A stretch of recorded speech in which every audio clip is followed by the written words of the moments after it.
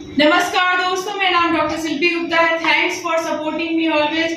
दोस्तों, आज हम बात करने वाले हैं डीप वेन थ्रोम्बोसिस के बारे में कि डीप वेन थ्रोम्बोसिस क्या होता है, जिसका दूसरा नाम थ्रोम्बोफ्लेबिटिस भी है।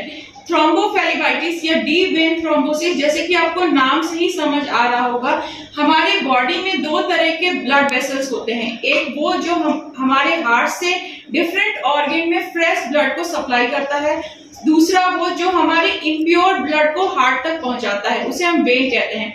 ये वेन भी दो तरीके के होते हैं, superficial and deep.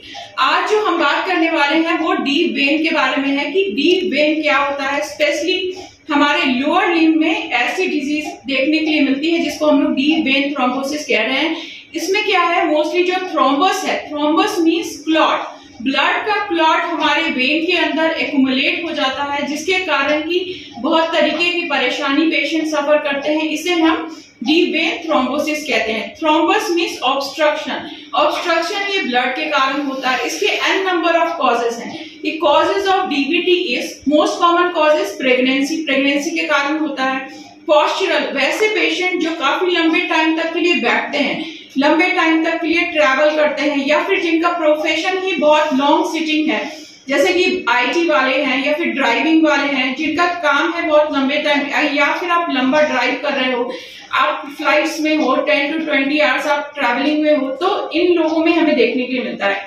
Third one is contraceptive, जो फीमेल्स कॉन्ट्रासेप्टिव्स लेती हैं, उनमें ये चीजें देखने के लिए मिलती हैं। या फिर जेनेटिक हो सकता है, बहुत सारी डिजीजेज जिनमें ब्लड की क्लॉटिंग, जो ब्लड की थिकनिंग देखने के लिए मिलती है, तो ब्लड से रिलेटेड जिनको प्रॉब्लम होती है, उन पेशेंट्स में भी ये डीवीटी मोस्ट कॉमन है। फिफ्थ वन इज आईसीयू में। आईसीयू में वैसे पेशेंट जिनकी पोस्ट सर्जरी हुई है, वो 2 से 3 महीने बेड रिडन है या फिर आईसीयू में एडमिट है, उनकी मूवमेंट है वो कम है, मोबिलिटी कम है, तो उन पेशेंट्स में हमें डीवीटी मोस्टली देखने के लिए मिलता है। वो क्या है, प्रोलॉन्ग सिटिंग के कारण या फिर प्रोलॉन्ग वो जो लेटे रहते हैं, उन लोगों में डीप ब्लड की पुलिंग होने लगती है, जिसके कारण की पेशेंट पेन कंप्लेन करते हैं। आपको बहुत बार नमनेस फील होगा, बर्निंग सेंसेशन होता है, और ये पेन और नमनेस बर्निंग बहुत ज्यादा कॉम्प्लिकेटेड होकर पेशेंट की डेथ भी हो सकती है, जिसको कि हम लोग पल्मोनरी एम्बोलिज्म, जो ब्लॉकेज हो जाता है।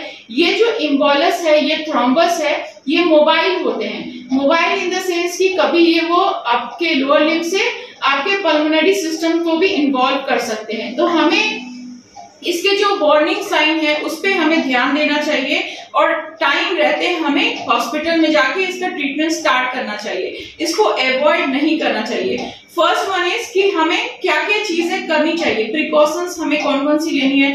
फर्स्ट वन इज हमें इमीडिएटली अपने फिजिशियन से कंसल्ट करना है। सेकेंड वन इज अपनी मोबिलिटी पे ध्यान देना है, एरोबिक लाइफस्टाइल को चेंज करना है, अपने एक्सरसाइजेस में एरोबिक एक्सरसाइजेस को ऐड करना है, साइकिलिंग, जॉगिंग, वॉकिंग, ऐसी एक्सरसाइजेस जिसमें आपका मोबिलिटी बना रहे, मूवमेंट बना रहे, उस पे हमें फोकस करना है। स्टॉकिंग्स पहननी है, डीवीटी के लिए स्पेशल स्टॉकिंग्स और सॉक्स आते हैं, उसको पहनना है, जो कि आप मतलब सुबह नहाने के बाद से कंटिन्यूअस पूरे दिन आपको स्टॉकिंग्स लगाना है। फिफ्थ वन इज जो आपके पिलोज आते हैं, डीवीटी के लिए स्पेशल पिलोज आते हैं, जो कि आपके लोअर लिम्ब को एलिवेट करके रखता है, ऊपर रखता है।